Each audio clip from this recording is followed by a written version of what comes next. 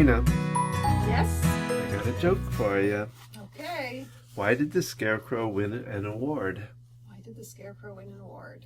Because he was outstanding in his field. Obvious. Time for another Tuesday Tips with Don. And Gina. You want to go first? With Focused Healthy Family. Today's tip is not about scarecrows. It's about writing a note. So we live in a world where everybody's texting, sending emails, electronic messages getting sent, that we don't always use sticky notes and paper. It's a note. Don's handed me a piece of paper from a tarot calendar, and I'm not sure why. It's a note I was giving you. It's He's no big deal. confusing me today with our tips.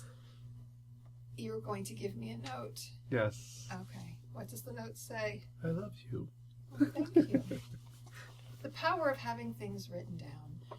When I went back to work, when our firstborn was 3 months old, and Don was home with him growing his business, and it was difficult for me. We had made this decision before I was even pregnant, and I stayed home with a 12-week maternity leave, and when it was time to go back, I was like, what did I agree to? I don't want to leave my baby. And I was pumping my milk at work to continue nursing my child, and you started putting notes in my breast pump for me for when I pumped at lunch. That sounds weird. But you would also give me a picture of him, and you started this habit of putting notes in my lunch.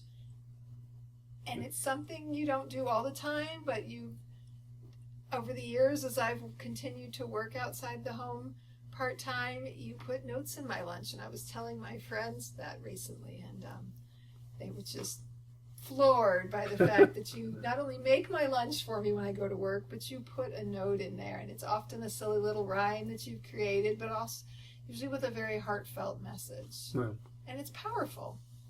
It's real powerful, and it can be a powerful way to connect with our kids. We're always talking at them. We're always telling them what to do. There's all this verbal dialogue that goes on, the nagging, different interactions. And seeing something in writing, it can be powerful. And there's different ways to do this. If you want to get your kids' attention in the bathroom mirror, remember, teeth need brushing. yeah, you keep it simple a lot You of time. can put reminder notes. You can also put positive messages to them.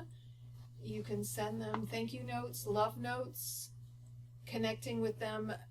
Writing takes away a little bit of the tension and the angst.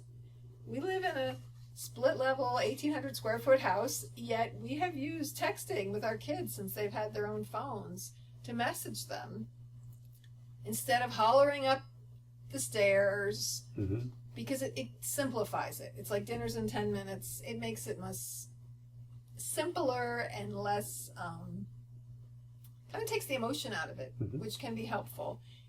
And it can also be more playful. You send emojis with things. My kids give me a hard time because they say I use emojis wrong, that I use the smiley face with the hearts in the eyes and the different emojis I use, but then they laugh about it.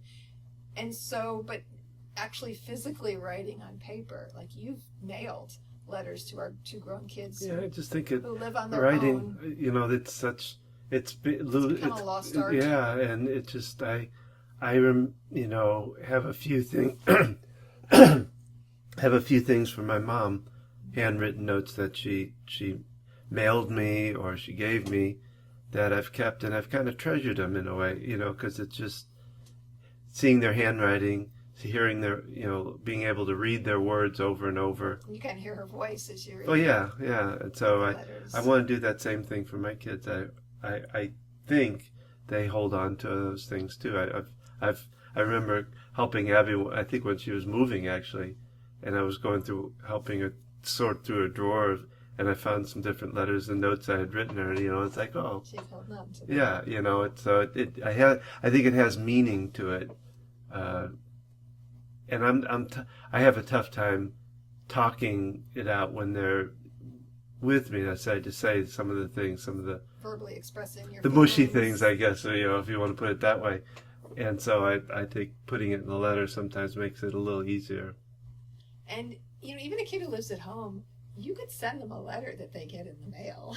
Oh, that's true. I've always left it on their dresser. Or but getting mail is really exciting now because yeah. it's not something that happens very often.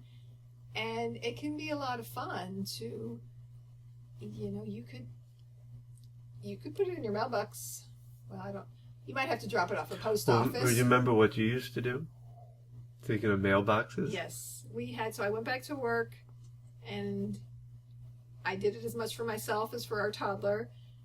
We had this little red plastic play mailbox someone gave us, and I think you added the flag onto it. I don't know that it had that flag. No, I think I did. I did, yeah.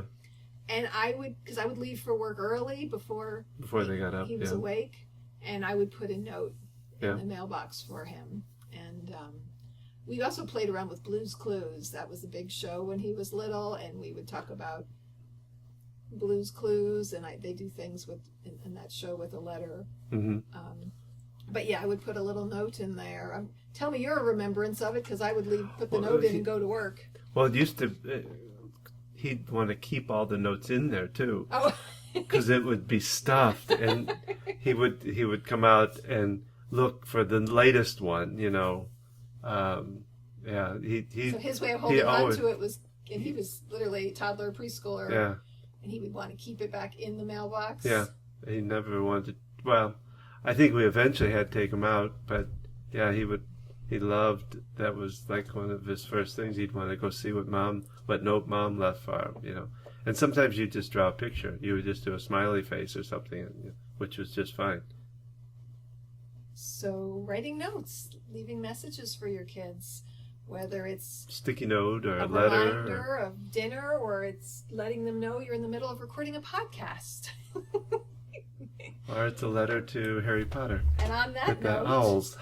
So that's your tip for the day. Think about a way that you could use a written note as a reminder to your kid, sending a positive message, putting it up in their mirror, putting something in the mail for them. Putting those love languages in writing is a powerful way to express love and to also provide feedback and reminders. So, have a wonderful Tuesday. Take care.